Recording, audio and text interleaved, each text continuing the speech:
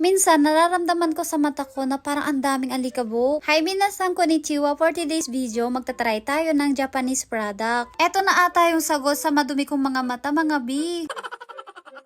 Minsan, problema ko tong mata ko kapag nagsusuot ako ng contact lens. Hindi na kasi nagtatagal yung contact lens sa mata ko mga bi. 2 oras lang tinatanggal ko na kasi parang meron siyang alikabok. Kaya naghanap ako ng Japanese product na pwedeng pampalinis ng mata. Ito yung binili ko kanina sa drugstore. Lace, Lycee. Hindi ko alam kung paano i-pronounce yung pangalan. Dito sa box, meron ng mga nakasulat na instruction kung paano mo siya gamitin. Dahil Japanese, hindi ko yan mabasa mga bi. Kaya gumamit ako ng Google Translate. Kaya sa mga hindi marunong magbasa ng Japanese dyan kagaya ko, meron ng solusyon dyan mga bi, Google Translator. Bago ko gamitin tong product, hinugasan ko muna yung cup niya. Depende sa iyo kung huhugasan mo o hindi. Ako kasi dahil para to sa mata natin ay kailangan malinis. Para iwas infection na rin mga bi. Bago nyo to gamitin, kailangan walang contact lens na nakalagay sa mata nyo. Huwag din kayong gagamit nito kapag merong pula-pula yung mata nyo or kapag nangangati. Basta guys, kapag gagamit kayo nito, kailangan basahin nyo muna yung mga nakasulat na instruction dun sa box. Etong cup na to guys, meron niyang guhit dun sa loob kung hanggang saan nyo lang pwedeng ibuhos yung product. Tapos dahan-dahan yung ilagay dun sa mata nyo. Kailangan pit na pit yung cup dun sa mata nyo para hindi lumabas yung tubig. Inikot-ikot ko din yung mata ko para sigurado mapapasukan din pati sa loob. Sa paggamit nito, pwede nyong itaas yung ulo nyo or pwedeng sa baba. Hindi rin dapat ganun katagal yung pagbabad nyo dun sa mata nyo. Dapat mga nasa 10 seconds lang. So eto na nga, makikita na natin dito kung meron bang natanggal na dumi dun sa mata ko. Hindi naman ganun kadumi yung mata ko, pero merong natanggal. Yung putin na yan na nakikita nyo, yan yung natanggal na dumi dun sa mata ko. Sunod naman nating lilinisin yung kabilang mata naman. Tinapon ko pala yung laman niya, tapos naglagay ulit ako ng panibago. Kapag nagamit nyo na, wag nyo na ulit siyang gagamitin para iwas bakterya. Tapos ganyan lang ulit, same dun sa ginawa natin kanina. Guys, pwede nyo tong gamitin lalong-lalo na sa mga mahilig mag-makeup. Pag nagme-makeup kasi tayo, minsan pumupunta yun sa mata natin. Lalong-lalo na kapag nagtatanggal tayo ng mascara, parang feeling natin merong alikabok dun sa mata natin. Ang sarap din itong gamitin, nakaka-refresh siya sa mata. So ayan guys, hindi masyadong madumi yung mata ko kasi hindi ako nag-makeup at saka wala akong contact lens. Pwede nyo itong gamitin lalong-lalo na kapag nararamdaman nyo na parang may dumi yung mata nyo. Pagkatapos ko itong gamitin, feeling ko sobrang na-refresh yung mata ko.